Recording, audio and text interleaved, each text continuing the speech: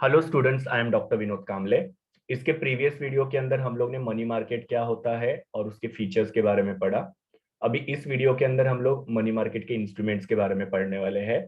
Basically हमने देखा कि मनी मार्केट जो होता है वहां पे शॉर्ट टर्म के लिए पैसे जो होते हैं वो बोरो या लेंड किए जाते हैं। मतलब शॉर्ट टर्म के लिए अगर किसी को पैसे उधार पे चाहिए तो मनी मार्केट में से वो उधार में ले सकते हैं, और अगर शॉर्ट टर्म के लिए किसी को पैसा उधार पे देना है तो वो मनी मार्केट में उधार पे दे सकते हैं। तो ऐसे कौन से इंस्ट्रूमेंट्स यहाँ पे बेचे या खरीदे जाते हैं पैसे को यहाँ पे बोरो और लेंड करने के लिए, तो वो अलग अलग इंस्ट्रूमेंट्स के बारे में हम लोग यहाँ पे पढ़ते हैं। सबसे पहले है call money and notice money. अभी कॉल मनी और नोटिस मनी में क्या फर्क होता है? तो कॉल मनी जो होता है यहाँ पे जो फंड्स लेंट और बोरो किए जाते हैं। लेंट करना मतलब मैंने आपको बताया कि पैसे उधार पे देना, और बोरो करना मतलब पैसे उधार पे लेना। सो कॉल मनी में फंड जो होते हैं वो लेंट और बोरोड जो होता है बहुत ही कम समय के लिए किया जाता है, जैसे एक दिन के लिए। मतलब सुबह अगर सपोज किसी को पैसे की जरूरत है तो पैसे को बोरो कर सकते हैं, और जिसके पास पैसा है वो उसको पैसे लेंड कर सकता है, और शाम को फिर पैसा जो होता है वापस देना पड़ता है। तो यहाँ पे एक दिन के लिए पैसे जो होते हैं वो लेंट और बोरो किया जाता है, उसको कॉल मनी बोला जाता है। नोटिस मनी में क्या होता है कि जो भी फंड्स होते हैं वो बोरो और लेंड जो होते हैं वो 2 दिन से लेके 14 डेज के लिए किया जाता है। मतलब यहाँ पे 2 दिन से लेके 14 डेज के बीच में पैसे जो होते हैं बोरो और लेंड किए जाते हैं। सो बेसिकली कॉल मनी और नोटिस मनी के अंदर टाइम पीरियड का डिफरेंस है। कॉल मनी में एक दिन के लिए पैसे लेंट और बोरो किए जाते हैं, और नोटिस मनी के अंदर 2 से 14 डेज के लिए फंड जो होते हैं वो लेंट और बोरो किए जाते हैं। और यहाँ पे जो स्पेसिफाइड टाइम है उस स्पेसिफाइड टाइम में वो फंड जो होते हैं वो रीपे करने पड़ते हैं। जैसे कि सपोज कॉल मनी में पैसे अगर बोरो किए हैं तो वो एक दिन के अंदर पैसे जो है वापस से रीपे करने पड़ेंगे।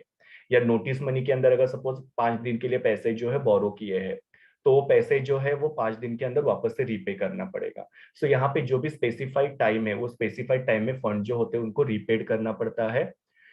द बेसिकली ये जो कॉल मनी और नोटिस मनी मार्केट होता है यहाँ पे दो बैंक के बीच में ट्रांजैक्शन होता है। सपोज एक बैंक है जिसके पास सरप्लस मनी है, और दूसरी बैंक जो उसके पास शॉर्टेज है, और ये शॉर्टेज टेम्परेरी समय के लिए है। तो जिस बैंक के पास सरप्लस मनी है उस बैंक के पास ये दूसरी बैंक जिसके पास शॉर्टेज है वो पैसा बोरो कर सकती है। सो बेसिकली यहाँ पे दो बैंक्स के बीच में ट्रांजैक्शंस हो रहे हैं, और वो दो बैंक में से एक बैंक ऐसा होता है जिसके पास कैश का शॉर्टेज है, और दूसरा बैंक ऐसे होता है जिसके पास कैश का सरप्लस है। इसके लिए जो सरप्लस वाली बैंक है वो क्या कर रही है, जिसके पास शॉर्टेज है उसको पैसे जो है वो उधारी पे लेंड कर रही है। और ये कॉल और नोटिस मनी मार्केट जो है इसको inter bank call money market भी बोला जाता है, क्योंकि ये दो बैंक के बीच में ट्रांजैक्शन हो रहा है, इसकी वजह से इसको inter bank call money market भी बोला जाता है। सो पहला इंस्ट्रूमेंट है कॉल मनी और नोटिस मनी। दूसरा है ट्रेजरी बिल, जिसको टी बिल भी बोला जाता है। नाउ ट्रेजरी बिल जो होता है वो सेंट्रल गवर्नमेंट के बिहाफ पे reserve bank of India issue करती है। मतलब यहाँ पे सेंट्रल गवर्नमेंट को शॉर्ट टर्म फंड्स की जरूरत है, और सेंट्रल गवर्नमेंट के लिए फिर यहाँ पे क्या करता है, आरबीआई जो है वो ट्रेजरी बिल इशू करता है और पैसे कलेक्ट करता है, और वो पैसा जो होता है गवर्नमेंट को दिया जाता है। हम लोग ने पढ़ा था कि आरबीआई जो होता है गवर्नमेंट का बैंक होता है। तो गवर्नमेंट को कभी भी पैसे की जरूरत होती है तो आरबीआई क्या करता है, गवर्नमेंट के बिहाफ पे पैसा जो है कलेक्ट करती है। तो इसके लिए ट्रेजरी बिल जो होता है वो आरबीआई सेंट्रल गवर्नमेंट के बिहाफ पे बेचती है, और गवर्नमेंट के लिए शॉर्ट टर्म फंड्स जो होते हैं वो अरेंज करती है। ट्रेजरी बिल जो होते हैं इसके 3 मेच्योरिटी पीरियड होते हैं, मतलब ये 3 अलग अलग टाइम के लिए इशू किए जा सकते हैं। 91 डेज के लिए, 182 डेज के लिए, और 364 डेज के लिए। सो जिसको जिस टाइम के हिसाब से इन्वेस्टमेंट करना है उस हिसाब से वो ट्रेजरी बिल को परचेस कर सकते हैं। सपोज किसी को 91 डेज के लिए परचेस करना है तो वो 90 डेज वाला ट्रेजरी बिल परचेस कर सकता है। किसी को 182 डेज वाला परचेस करना है तो 182 डेज वाला परचेस कर सकता है, और किसी को 364 डेज वाला चाहिए तो 364 डेज वाला परचेस कर सकता है। सो ट्रेजरी बिल के मैच्योरिटी पीरियड जो होते हैं वो 3 टाइप्स के होते हैं, 91 डेज, 182 डेज और 64 डेज। अभी ये ट्रेजरी बिल किसको बेचा जाता है? तो किसी भी बैंक को बेचा जा सकता है, किसी भी इंडिविजुअल्स को, किसी भी फर्म को। फर्म मतलब क्या, सपोज कोई दो पार्टनर्स है वो बिजनेस कर रहे हैं तो उसको फर्म बोलते हैं। या किसी भी इंस्टीट्यूशन को, मतलब किसी भी संस्था को, उनको ये ट्रेजरी बिल जो होते हैं वो बेचे जाते हैं। और बेचने वाला कौन है? जैसे मैंने आप लोगों को बोला, सेंट्रल गवर्नमेंट के बिहाफ पे रिजर्व बैंक ऑफ इंडिया जो होता है वो ट्रेजरी बिल को बेचते हैं। और खरीदने वाले कौन होते हैं? हमने देखा, बैंक, कोई भी इंडिविजुअल, कोई भी फर्म या कोई भी इंस्टीट्यूशन। फिर बाद में ये ट्रेजरी बिल जो होते हैं वो नेगोशिएबल इंस्ट्रूमेंट्स होते हैं, मतलब ये ट्रांसफर किए जा सकते हैं, और इसका ट्रांसफरेबिलिटी जो होता है एकदम फ्री होता है। मतलब यहाँ पे बिल्कुल भी कोई फॉर्मेलिटीज वगैरह नहीं होता है। इजीली यहाँ पे जो ट्रेजरी बिल्स होते हैं वो एक पर्सन के नाम से दूसरे पर्सन के नाम पे ट्रांसफर किए जा सकते हैं।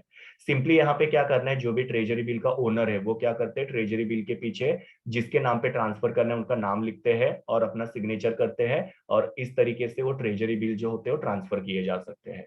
सो ट्रांसफर करने में यहाँ पे बहुत ज्यादा फॉर्मेलिटीज इन्वॉल्व होती नहीं है। नाउ ट्रेजरी बिल का मिनिमम वैल्यू कितना होता है, तो ट्रेजरी बिल जो होता है 25,000 का होता है, और 25,000 के मल्टीपल्स में होता है, मतलब 50,000, 75,000, 1 लाख रुपीज, 1,25,000, ऐसा ये 25,000 या फिर 25,000 के मल्टीपल्स में अवेलेबल होता है। सो जिसके पास जितने फंड्स अवेलेबल है उस हिसाब से ये ट्रेजरी बिल को परचेस करेंगे। लेकिन वो ट्रेजरी बिल का अमाउंट जो है वो 25,000 का या 25,000 के मल्टीपल्स में होना जरूरी है। अभी ये ट्रेजरी बिल जो होते हैं इनको डिस्काउंट में इशू किया जाता है। मतलब जैसे 25,000 का एक आपने ट्रेजरी बिल परचेज किया तो वो आपको मिलेगा 22,000 में। लेकिन उसका आरबीआई जब पेमेंट वापस करती है तो रीपेमेंट जो होता है पार पे होता है। पार मतलब के सेम वैल्यू पे, मतलब परचेस करते समय वो डिस्काउंट में परचेस किया था, जैसे 25,000 का बिल था वो 22,000 में परचेस किया, और जब रीपेमेंट होता है तो वो पूरा का पूरा 25,000 में होता है। इट मीन्स जिसने भी उसको परचेस किया था उसको 3,000 रुपीज का बेनिफिट हुआ। तो ये आपको यहाँ पे याद रखना है कि ट्रेजरी बिल्स को इश्यू डिस्काउंट में किया जाता है और उसका पेमेंट जो है वो पार में किया जाता है, और इसके वजह से इसको जीरो कूपन बॉन्ड भी बोला जाता है। तो ये ट्रेजरी बिल के बारे में था जो आरबीआई इशू करती है गवर्नमेंट के बिहाफ पे। फिर थर्ड इंस्ट्रूमेंट है ट्रेड बिल या कमर्शियल बिल। ना ट्रेड बिल या कमर्शियल बिल को ही बिल्स ऑफ एक्सचेंज बोला जाता है। बिल्स ऑफ एक्सचेंज का आपको कॉन्सेप्ट सबको पता है कि बिल्स ऑफ एक्सचेंज में क्या होता है कि एक सेलर होता है जो बायर को उधारी में गुड्स सेल करता है। फिर सेलर क्या करेगा, बायर के नाम से बिल ड्रॉ करेगा, और वो बिल के अंदर लिखा रहेगा कि बायर जो है वो सेलर को 3 महीने के बाद में वो पेमेंट जो है वो पे करेगा। क्योंकि अभी सेलर ने क्या किया, बायर को उधारी में गुड्स बेचे हुए हैं और पेमेंट जो फ्यूचर में होगा, तो इसके लिए सेलर क्या करता है, बायर के पास से एक बिल जो होता है वो साइन करवा के लेता है। और फिर वो टाइम पीरियड खत्म होने के बाद में, सपोज 3 महीने का टाइम पीरियड था, तो वो 3 महीने खत्म होने के बाद में सेलर क्या करेगा, बायर के बैंक में जाएगा और वो बिल दिखाएगा और फिर सेलर को पैसे मिलेंगे। तो इस हिसाब से यहाँ पे क्या होता है, जब उधारी में गुड्स बेचे जाते हैं तो सेलर जो होता है बायर के नाम से एक बिल्स ऑफ एक्सचेंज ड्रॉ करता है। ये जो ट्रेड बिल या कमर्शियल बिल जिसको हम लोग बिल्स ऑफ एक्सचेंज बोलते हैं वो जनरली 90 डेज का होता है, और ये इजीली ट्रांसफरेबल होता है। मतलब यहाँ पे अगर सपोज सेलर के पास वो बिल्स ऑफ एक्सचेंज है या ट्रेड बिल है, सेलर को अगर वो किसी और को ट्रांसफर करना है तो वो इजीली कर सकते हैं। सो ये ट्रेड बिल जो होता है वो जनरली 90 डेज का होता है और ये इजीली ट्रांसफरेबल होता है। सेलर को अगर सपोज वो जो बिल के अंदर टाइम पीरियड लिखा है उससे पहले पैसे की जरूरत पड़ती है तो बैंक के पास जाके वो पैसा जो है वो ले सकता है। उस केस में उसका बिल्स ऑफ एक्सचेंज जो डिस्काउंट किया जाता है। अभी आपको डिस्काउंटिंग बिल्स ऑफ एक्सचेंज का कॉन्सेप्ट भी पता है कि बिल अगर सेलर टाइम से पहले ही बैंक के पास लेके जाता है और पैसे की डिमांड करता है तो बैंक क्या करती है, पूरा का पूरा पैसा पे नहीं करती है, उसमें से कुछ अमाउंट जो होता है डिडक्ट करती है। जैसे 5,000 रुपए का बिल था और वो 3 महीने के लिए ड्रॉ किया था, लेकिन सेलर को पैसे की जरूरत पड़ गई तो सेलर ने क्या किया, 2 महीने में ही वो बैंक के पास गया और उनको बोला कि मुझे पैसे की जरूरत है। तो बैंक पूरा का पूरा 5,000 पे नहीं करेगी बिकॉज 3 महीने अभी तक कंप्लीट नहीं हुए हैं। बैंक क्या करेगी, उसमें से 500 रुपीज डिडक्ट करेगी और 4,500 जो सेलर को पे करेगी। उसको बोलते हैं डिस्काउंटिंग बिल्स ऑफ एक्सचेंज। क्योंकि यहाँ पे जो भी सेलर है उसने क्या किया हुआ है, बैंक के पास से पहले ही पैसा जो है वो ले लिया है और इसकी वजह से बैंक ने चार्जेस कट किए हुए हैं। फिर बाद में जब वो 3 महीने खत्म हो जाएगी तो बैंक क्या करेगी, बायर के पास से वो पूरा का पूरा 5,000 जो है वो ले लेगी। तो इस हिसाब से यहाँ पे क्या हम लोग ने देखा कि ट्रेड बिल या कमर्शियल बिल को ही बिल्स ऑफ एक्सचेंज बोला जाता है। बिल्स ऑफ एक्सचेंज कब ड्रॉ करते हैं, जब सेलर बायर को उधारी में गुड्स बेचते हैं तो सेलर जो है वो बायर के नाम से बिल बनाता है और उनका सिग्नेचर लेता है, और फिर वो बिल के अंदर जो भी टाइम पीरियड लिखा रहता है वो टाइम पीरियड खत्म होने के बाद में सेलर बायर के बैंक में जाके पैसा कलेक्ट करता है। लेकिन अगर सेलर को पहले ही पैसे की जरूरत होती है तो पहले भी पैसे कलेक्ट कर सकते हैं, लेकिन उनको फिर वहां पे डिस्काउंटिंग बिल्स ऑफ एक्सचेंज करना पड़ता है। जब कमर्शियल बैंक ये ट्रेड बिल को एक्सेप्ट करती है तो उसको कमर्शियल बिल बोला जाता है। जैसे मैंने आप लोगों को बोला कि सेलर जो है वो बैंक के पास जाएंगे और वो बिल जो है वो उनको दे देंगे, और बैंक क्या करेगी, सेलर को पैसा दे देगी। तो बैंक के पास अभी वो बिल आ गया, बैंक ने उसको एक्सेप्ट किया तो अभी उसको कमर्शियल बिल बोलेंगे। तो ये है ट्रेड बिल, कमर्शियल बिल और बिल एक्सचेंज के बारे में। जहां पे किस तरीके से सेलर को पैसे की जरूरत होती है तो बैंक के पास से पैसे ले सकता है, वो मैंने आपको बताया। Then fourth instrument is commercial paper, जिसको सीपी भी बोला जाता है। नाउ कमर्शियल पेपर जो है वो एक अनसिक्योर्ड प्रोमिसरी नोट है। प्रोमिसरी नोट मतलब यहाँ पे बोरोवर जो है वो प्रॉमिस करता है कि बोरोवर जो है वो लेंडर को क्या करेगा, जो भी पैसा है वो पर्टिकुलर टाइम में वापस से रीपे करेगा। लेकिन ये अनसिक्योर्ड होता है, मतलब यहाँ पे रिस्क ज्यादा होता है, यहाँ पे किसी भी चीज का गारंटी नहीं है। तो इसके हिसाब से इसको अनसिक्योर्ड प्रोमिसरी नोट बोला जाता है।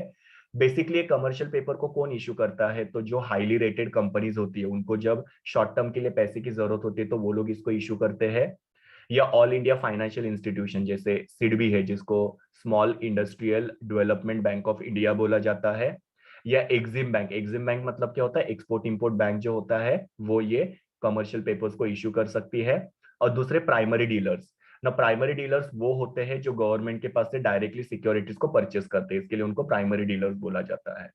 तो ये तीनों मतलब highly rated companies, all India financial institution जैसे सिडबी एग्जिम वगैरह जो है वो, और प्राइमरी डीलर्स, ये लोग क्या कर सकते हैं, कमर्शियल पेपर्स को इशू करते हैं। और कमर्शियल पेपर जो होता है उसका फिक्स मेच्योरिटी पीरियड होता है जो 7 दिन से मैक्सिमम 1 ईयर तक होता है। बिकॉज मैंने आपको बोला कि यहाँ पे शॉर्ट टर्म के लिए पैसे लिए जाते हैं, तो 7 दिन से लेके 1 साल तक के लिए अगर ये हाईली रेटेड कंपनीज को या फाइनेंशियल इंस्टीट्यूशंस को या प्राइमरी डीलर्स को पैसे की जरूरत होती है तो वो लोग क्या कर सकते हैं, कमर्शियल पेपर इशू करके ये पैसा जो होता है वो रेज कर सकते हैं। ना ये जो कमर्शियल पेपर्स होते हैं उनकी वैल्यू कितनी होती है, तो कमर्शियल पेपर जो होता है उसका वैल्यू 5 लाख रुपीज या मल्टीपल्स ऑफ 5 लाख रुपीज हो सकता है, मतलब 10 लाख रुपए, 15 लाख रुपए या 20 लाख रुपए। तो या तो 5 लाख रुपीज में या तो मल्टीपल्स ऑफ 5 लाख रुपीज में ये जो कमर्शियल पेपर्स होते हैं वो अवेलेबल होते हैं। ये जो कमर्शियल पेपर्स होते हैं इनको भी डिस्काउंट पे इशू किया जाता है। डिस्काउंट में मतलब क्या, सपोज 5 लाख रुपीज का कमर्शियल पेपर है तो बेचते समय उसको क्या किया जाएगा, 4,90,000 में बेचा जाएगा। सो 5 लाख रुपए का जो कमर्शियल पेपर है वो बायर को 4,90,000 में मिल गया। और ये जो कमर्शियल पेपर्स होते हैं वो हाईली लिक्विड होते हैं। हाईली लिक्विड का मतलब क्या होता है, इनको इजीली मार्केट में बेचा जा सकता है और इससे कैश जो होती है वो सेलर को वापस मिल सकता है, तो यह हाईली लिक्विड होता है। ये परचेस करने वाले कौन होते हैं, तो कोई भी इंडिविजुअल कमर्शियल पेपर्स को परचेस कर सकते हैं, कोई भी बैंक्स, कोई भी म्यूचुअल फंड कंपनीज वगैरह जो होते हैं या दूसरे कंपनीज जो होते हैं वो लोग क्या कर सकते हैं, कमर्शियल पेपर को परचेस कर सकते हैं। और पहले ही मैंने आपको बोला कि कमर्शियल पेपर को बेचने वाले कौन होते हैं, highly rated companies, all India financial institutions और प्राइमरी डीलर, ये लोग बेचते हैं। और इंडिविजुअल्स, बैंक, म्यूचुअल फंड और कंपनी जो होते हैं वो कमर्शियल पेपर्स को परचेस करते हैं। Next instrument is certificate of deposit. नाम से ही पता चल रहा है कि कहीं पे आपने डिपॉजिट किया उसका आपको एक सर्टिफिकेट दिया जाता है, तो उसको सर्टिफिकेट ऑफ डिपॉजिट बोला जाता है। नाउ सर्टिफिकेट ऑफ डिपॉजिट जो होते हैं वो अनसिक्योर्ड नेगोशिएबल प्रोमिसरी नोट्स होते हैं। प्रोमिसरी नोट मैंने ऑलरेडी आपको बताया कि जहाँ पे जो भी बोरोवर है जो पैसा उधार में ले रहे हैं वो लेंडर को प्रॉमिस कर रहे हैं कि वो जो लेंडर के पास से पैसा ले रहे हैं वो पर्टिकुलर टाइम के बाद में रीपे करेंगे। और ये नेगोशिएबल होते हैं मतलब ये किसी को भी ट्रांसफर किए जा सकते हैं। और अनसिक्योर्ड होते हैं मतलब यहाँ पे थोड़ा रिस्क इन्वॉल्व होता है, यहाँ पे पैसे जो होते हैं वापस मिलने की कोई गारंटी होती नहीं है। तो सर्टिफिकेट ऑफ डिपॉजिट जो है वो अनसिक्योर्ड नेगोशिएबल प्रोमिसरी नोट्स होते हैं। और बेसिकली ये सर्टिफिकेट ऑफ डिपॉजिट बेचने वाले कौन होते हैं, कोई भी कमर्शियल बैंक या कोई भी फाइनेंशियल इंस्टीट्यूशन जो होते हैं वो सर्टिफिकेट ऑफ डिपॉजिट को बेचते हैं। ना यहाँ पे फिक्स पीरियड के लिए फिक्स रेट ऑफ इंटरेस्ट पे पैसा जो होता है बैंक के अंदर डिपॉजिट किया जाता है, तो उसका ये एक रिसीट होता है। सपोज एक पर्सन है जिसने क्या किया हुआ है, एक फिक्स टाइम के लिए फिक्स रेट ऑफ इंटरेस्ट पे पैसे जो है बैंक के अंदर डिपॉजिट किए हुए हैं, तो उसको फिर यहाँ पे बैंक क्या करेगी, सर्टिफिकेट ऑफ डिपॉजिट जो है इशू करेगी।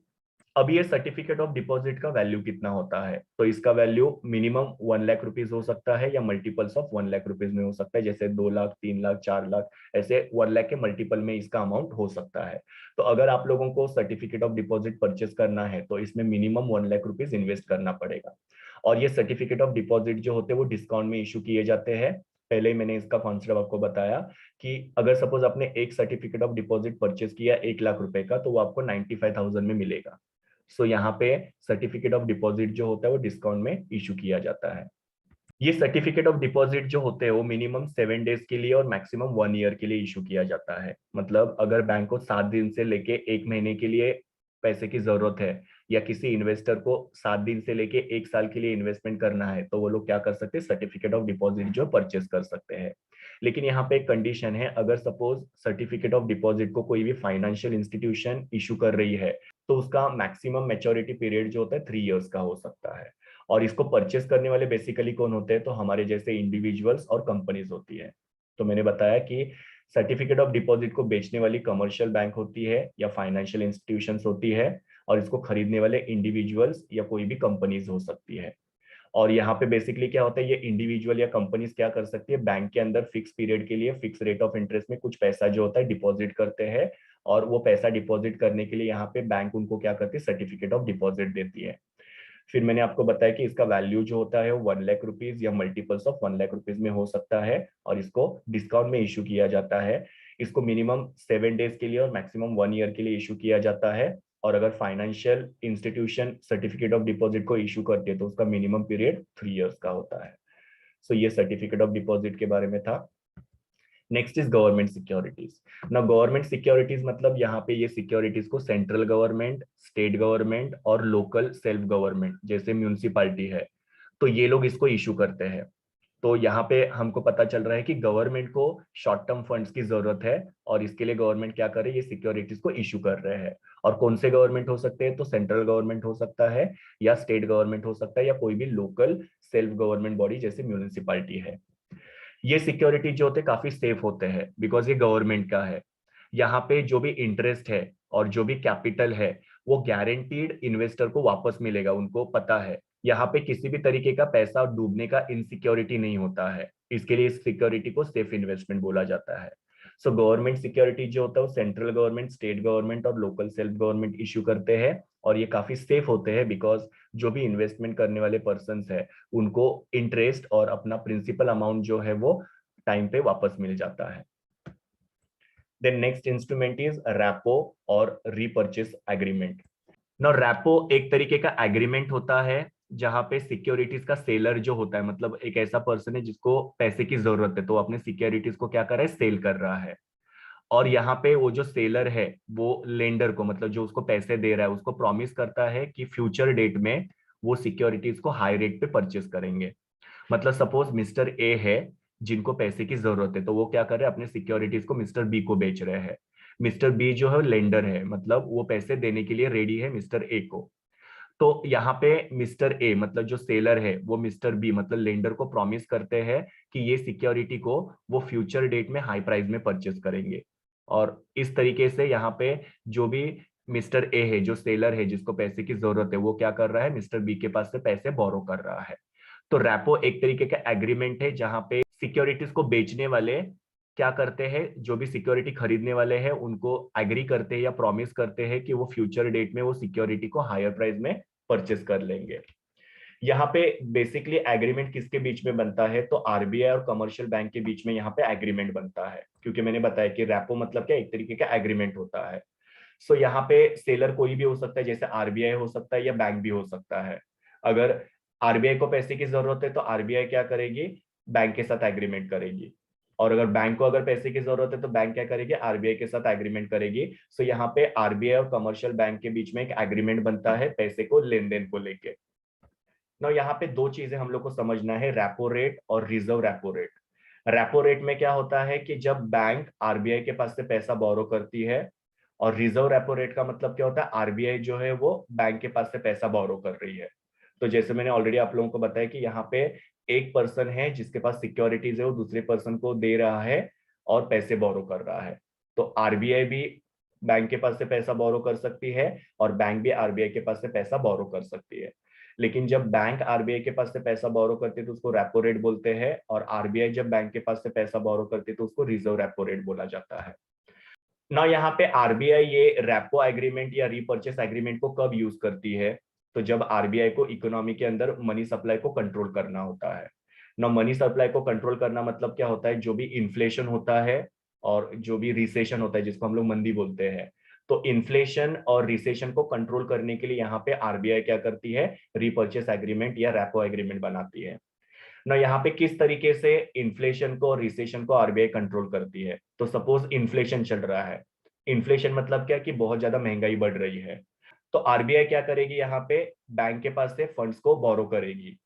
तो बैंक के पास से आरबीआई के पास अगर पैसे जाएंगे तो इकोनॉमी में पैसे जो है वो कम हो जाएंगे, और उसके वजह से इन्फ्लेशन कंट्रोल में आ जाएगा। और जब रिसेशन होता है, तो रिसेशन में पता है कि किसी के पास पैसे नहीं होते हैं, सब जगह पे पैसे का शॉर्टेज होता है, जिसको हम लोग मंदी बोलते हैं। तो उस केस में आरबीआई क्या करती है, बैंकों को फंड जो होती है वो लेंड करती है, मतलब पैसे दे देती है, जिसकी वजह से बैंक क्या करती है, लोगों को पैसे देती है, और वापस से वो जो इकोनॉमी पूरी तरीके से रिसेशन में गई वो वापस से नॉर्मल कंडीशन में आ जाता है।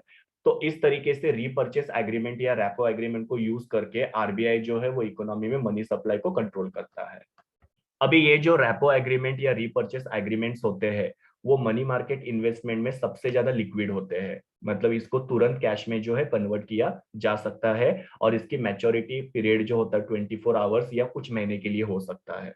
तो बेसिकली ये रेपो एग्रीमेंट और रीपर्चेस एग्रीमेंट के अंदर हमने क्या देखा कि यहाँ पे आरबीआई और कमर्शियल बैंक के बीच में एग्रीमेंट होता है, जहां पे आरबीआई क्या करना चाहती है, जो भी इकोनॉमी के अंदर मनी सप्लाई उसको कंट्रोल करना चाहती है।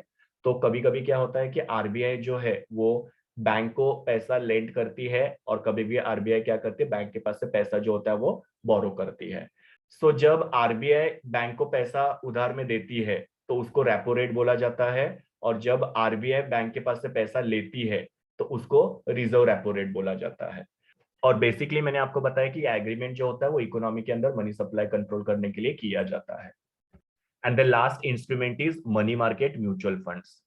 ना यहाँ पे म्यूचुअल फंड्स जो होते हैं, अभी म्यूचुअल फंड का कॉन्सेप्ट आपको पता होगा कि ये कुछ ऐसे बैंक्स वगैरह होते हैं या कुछ ऐसे कंपनीज होते हैं जो लोगों के पास से पैसे लेते हैं और उसको अलग अलग जगह पे इन्वेस्टमेंट करते हैं, और वहां से जो रिटर्न मिलता है वो लोगों को एज अ रिटर्न पे किया जाता है।